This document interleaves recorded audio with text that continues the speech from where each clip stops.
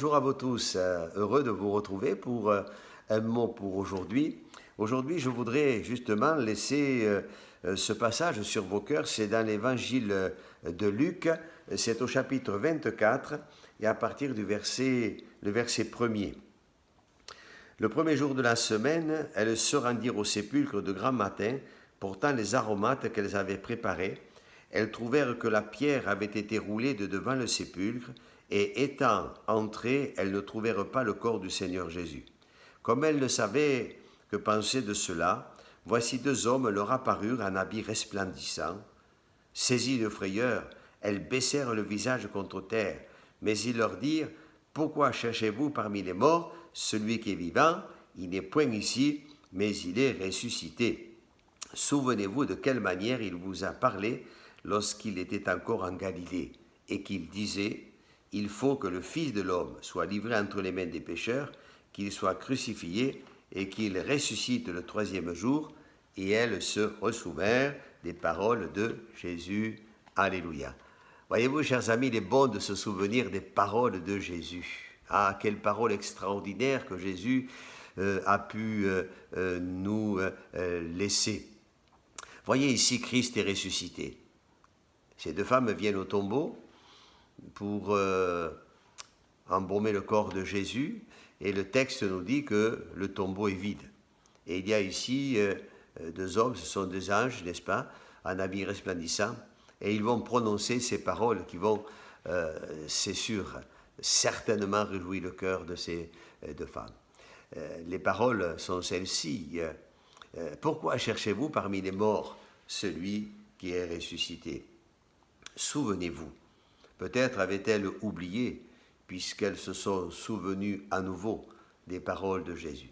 Ces paroles que les anges vont leur rappeler lorsque Jésus disait « Il faut que le Fils de l'homme soit livré entre les mains des pécheurs, qu'il soit crucifié, mais il faut qu'il aussi ressuscite. » Et le troisième jour, Jésus est ressuscité. Alors voyez, cela a réjoui leur cœur, la résurrection de Jésus. Chers amis, la résurrection de Jésus, malheureusement pour certaines personnes, la résurrection de Jésus, c'est une duperie, c'est une supercherie. Mais mes amis, nous aimerions vous dire que la résurrection de Jésus, c'est le plus grand événement de l'humanité. La résurrection de Jésus, c'est la preuve de l'authenticité de Christ. Si Jésus n'était pas ressuscité, combien de gens ont été crucifiés, des centaines, des milliers de Juifs ont été crucifiés lorsque les Romains étaient en Palestine, mais aucun n'ont été ressuscités. Seul le Christ est ressuscité d'entre les morts. Pour quelle raison? Parce que lui, Jésus, c'est le Fils de Dieu, c'est le Sauveur, c'est celui qui est mort pour cette simple et bonne raison, c'est que nous avions besoin d'un Sauveur, nous avions besoin d'un libérateur, et Jésus est venu pour nous sauver. Il est venu pour que nous soyons pardonnés de nos péchés. Ça, voyez-vous, chers amis, c'est la preuve de l'amour de Dieu. L'évangile de Jean nous dit ceci au chapitre 3 et au verset 16. Et il faut peut-être l'entendre et le réentendre ce matin. Car Dieu a tant aimé le monde qu'il a donné son Fils unique, Jésus, afin que quiconque croit en lui ne périsse point, mais qu'il ait la vie éternelle. Voyez, chers amis, il fallait qu'il meure, il fallait qu'il verse son sang pour que nous soyons lavés, pardonnés, purifiés de nos péchés. Jésus a triomphé de la mort. Mes amis, notre Dieu n'est pas quelqu'un qui est vaincu et qui serait resté sur une croix. Nous n'aurions pas de sauveur, mais nous avons un sauveur parce qu'il est vainqueur. Et il est vainqueur sur la mort, il est vainqueur sur le péché, il est vainqueur sur le diable, il est vainqueur sur la maladie, il est vainqueur sur les démons, mes amis. Oui, Christ est ressuscité et il est tout puissant. Et aujourd'hui, il peut nous donner d'expérimenter encore toutes ces bénédictions, mais il y en a une sur laquelle je voudrais simplement m'arrêter ici. La Bible nous dit, la résurrection de Jésus, et ça on l'a expérimenté et on le découvre au travers des passages que nous pourrions lire, c'est que la résurrection de Jésus, c'est un remède aux larmes. Vous avez le témoignage de Marthe et Marie, les sœurs de Lazare, quand Lazare va être ressuscité par Jésus-Christ, eh bien on peut dire que les larmes ont été séchées. Combien de larmes ont été séchées parce que la résurrection de Jésus a eu son efficacité dans notre vie. Peut-être avons-nous pleuré, la tristesse nous avait saisis, il y a eu des situations difficiles à vivre, et puis le fait que Christ soit ressuscité. Nous l'avons expérimenté, on a su dans ce moment-là que Christ vivant, eh bien, était le seul qui pouvait pallier à la difficulté. Et il nous l'a prouvé.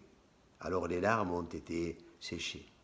Je dirais que la résurrection de Jésus, c'est un remède aussi à la crainte, à la peur. Lorsque Jésus est mort sur la croix, les disciples, et vous le lisez dans l'évangile de Jean, au chapitre 20, les disciples étaient enfermés à cause de la crainte des Juifs. Mais lorsque Christ ressuscité va se présenter à eux, il va leur dire ceci, tout d'abord, la paix soit avec vous. Vous imaginez un petit peu ici le contexte? Certainement que là aussi la crainte a disparu. Je dirais aussi que la résurrection, c'est un remède à l'incrédulité. Parce que dans ce contexte-là, dans l'évangile de Jean, quand ils sont enfermés, le texte nous dit que Thomas n'était pas présent la première fois.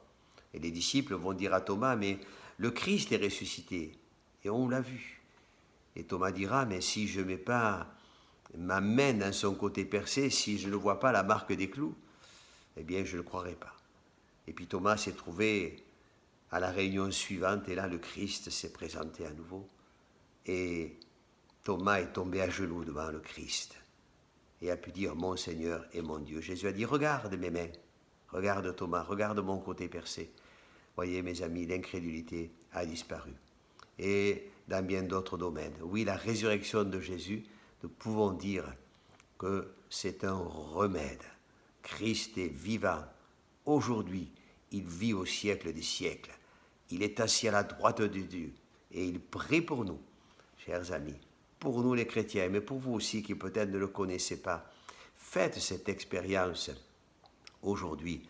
Réalisez que Christ est votre sauveur et que s'il a donné sa vie sur la croix, il a donné pour le monde, mais il a donné aussi pour vous, car quiconque, dit le texte, et c'est peut-être vous en ce jour, tournez-vous vers le Seigneur, acceptez-le, repentez-vous, donnez-lui votre vie, et vous verrez vous aussi tous les effets d'un Christ qui est vivant et ressuscité, et tout cela dans votre vie.